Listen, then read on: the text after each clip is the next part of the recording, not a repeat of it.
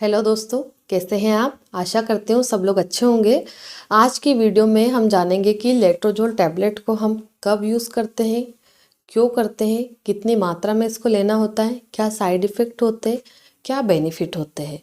Market में कई सारे ब्रांड के लेट्रोजोल टैबलेट अवेलेबल होती है। इसका जो सबसे मेन ड्रग है वो लेट्रोजोल होता है। 2.5 mg की ये मार्केट में अवेलेबल होती है। इसको हम कौन कौन सी बीमारियों में यूज़ करते हैं। वैसे तो अगर आप इसको गूगल पे सर्च करेंगे तो कई सारी बीमारियों में इसको यूज़ किया जाता है, जैसे कैंसर में भी यूज़ किया जाता है और भी कई सारी डिजीज़ होती है जिसमें इसका प्रयोग किया जाता है। पर हम बात करने वाले हैं इनफर्टिलिटी ट्रीटमेंट के बारे में। मान लो अगर आपको कंसीव नहीं हो रहा, कई महीनों से आप ट्राई कर रहे हैं, आपको ओव्यूलेशन नहीं हो रहा, या आप डॉक्टर से ट्रीटमेंट भी ले रहे, उसके बावजूद भी आपको कंसीव नहीं हो रहा, तो ऐसी कंडीशन में डॉक्टर आपको लेट्रोजोल टैबलेट देते हैं। वो इसलिए देते हैं कि अगर आपकी पीरियड साइकिल तो रेगुलर है पर आपको ओवुलेशन नहीं हो रहा, ओवुलेशन होता है पर एक की क्वालिटी अच्छी नहीं है, एक टाइम पर रप्चर नहीं होता है, जिससे कि कंसीव नहीं कर पाते हैं। मान लो अगर आप नेचुरली 4-6 महीने से ट्राई कर रहे हैं, आपको कंसीव नहीं हो रहा, तो फिर आप क्या करेंगे, डॉक्टर के पास जाएंगे, डॉक्टर से बोलेंगे हमारी शादी को इतना टाइम हो गया, हम इतने समय से ट्राई कर रहे हैं और हमें कंसीव नहीं हो रहा, तो क्या प्रॉब्लम होगा। तो डॉक्टर आपके और आपके हस्बैंड दोनों का टेस्ट करवा के देखेंगे, जैसे कि कई सारे blood test, urine test, ultrasound, सभी चीज़ें करवा के देखी जाती हैं। मान लो अगर आपके सारे टेस्ट रिपोर्ट नॉर्मल है, आपके भी नॉर्मल है, हस्बैंड के भी नॉर्मल है, किसी में कोई कमी नहीं आ रही है, तो फिर डॉक्टर आपका ट्रीटमेंट चलाएंगे। अगर आपकी सारी रिपोर्ट नॉर्मल है, आप में कोई कमी नहीं आ रही है, तो डॉक्टर आपको ये तो नहीं बोल सकते कि आप जाइए मेरे पास से, आपको कोई कमी नहीं है, मैं आपको इलाज नहीं करूँगा। ऐसा तो पॉसिबल ही नहीं होता है। आप जाएंगे तो डॉक्टर ट्रीटमेंट तो ज़रूर देंगे आपको। हो सकता है कोई न्यूट्रिशन की कमी के कारण आपको कंसीव नहीं हो रहा, या और भी कई सारे फैक्टर मायने रखते हैं। अगर आपको कंसीव नहीं हो रहा तो सबसे पहले तो आपको कुछ चीज़ों पे ध्यान देना चाहिए, जैसे कि आपकी पीरियड साइकिल रेगुलर होनी चाहिए, आपको ज़्यादा मानसिक तनाव नहीं होना चाहिए, किसी भी चीज़ का प्रेशर आपके ऊपर नहीं होना चाहिए, एकदम स्वस्थ रहिए, हंसते रहिए और खुश रहिए। हाँ, कंसीव नहीं हो रहा उसकी टेंशन होती है, क्योंकि हमारे समाज में, हमारे घर परिवार में भी आज भी ऐसे लोग हैं जो महिलाओं को अगर 6 महीने 1 साल हो गया शादी हुए, बच्चा नहीं हो रहा, बस ताने मारने लग जाएंगे, क्या हुआ अभी तक बच्चा नहीं हो रहा, क्यों नहीं हो रहा।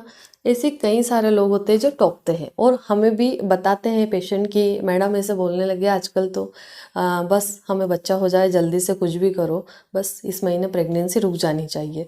तो हाँ, हम अपने तरफ से पूरी कोशिश करते हैं और सभी डॉक्टर यही चाहते हैं कि हमें बेस्ट से बेस्ट रिजल्ट मिले।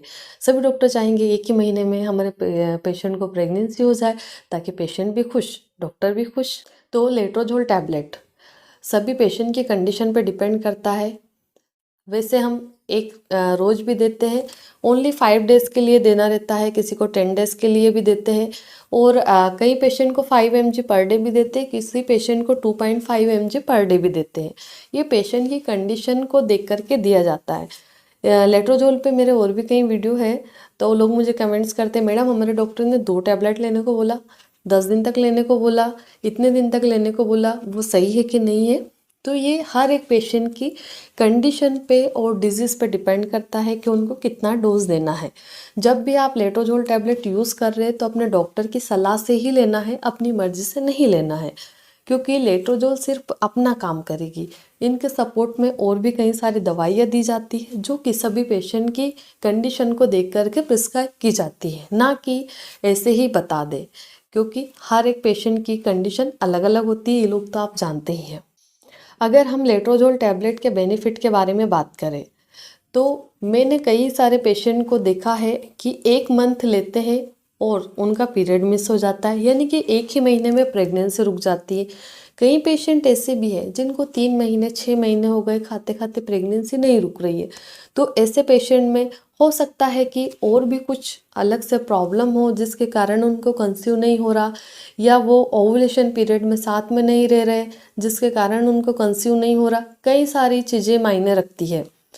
अगर आप भी इसको ले रहे हैं तो नॉर्मली हम पीरियड के दूसरे दिन से स्टार्ट करवाते हैं, कोई डॉक्टर तीसरे दिन से भी स्टार्ट करवाते हैं, कोई 5वें दिन से भी करवाते हैं। सभी डॉक्टरों का रूल अलग अलग होता है, इसलिए आप अपने किसी भी फ्रेंड के द्वारा या किसी के द्वारा रिकमेंड करने से इसको नहीं ले, आप डॉक्टर से चेकअप करवाएं, उसके बाद में ही आपको लेना है। अगर इसके बेनिफिट देखें हम तो कई पेशेंट जैसे 1 महीना ली, पीरियड के दूसरे दिन से लेना होती है, और जनरली हम 5 टैबलेट या 10 टैबलेट ही पेशेंट को देते हैं। एक रोज भी दे सकते हैं और एक टैबलेट सुबह एक शाम को भी दे सकते हैं। ये कंडीशन पे डिपेंड करता है। मान लो आप लोग डॉक्टर ने जैसे बताया है कि इस दिन से इस दिन तक आपको रिलेशन मेंटेन करना है, और रिलेशन नॉर्मली हम एक दिन छोड़ के एक दिन रखने को बोलते हैं। और इस महीने अगर आपकी पीरियड की डेट मिस हो गई तो आपको तुरंत प्रेगनेंसी टेस्ट करके देखना है। मान लो अगर आपका प्रेगनेंसी टेस्ट पॉजिटिव आ गया तो आपके लिए बहुत खुशखबरी वाली बात है। और अगर आपका प्रेगनेंसी टेस्ट नेगेटिव आ रहा है तो आपको अपने डॉक्टर से कंसल्ट करना चाहिए, और जब डॉक्टर बोले तब आपको प्रेगनेंसी टेस्ट करके देखना चाहिए। और अगर आपको प्रेगनेंसी के सारे सिम्टम्स आ रहे, प्रेगनेंसी टेस्ट नेगेटिव है, तो ऐसे में डॉक्टर आपका बीटा एचसीजी टेस्ट करवा के देखेंगे, अल्ट्रासाउंड भी करवा सकते हैं, ताकि पीरियड मिस होने का क्या कारण है ये हम जान सकते हैं। कई बार ऐसा होता है कि कंसेप्शन हो गया पर वो डिले हो रहा है, तो प्रेगनेंसी का हार्मोन्स जो बीटा एचसीजी हार्मोन्स होता है वो थोड़ा लेट सीक्रेट होने लगता है, जिसके कारण पीरियड मिस होने के बाद भी हमारा प्रेगनेंसी टेस्ट नेगेटिव आ सकता है।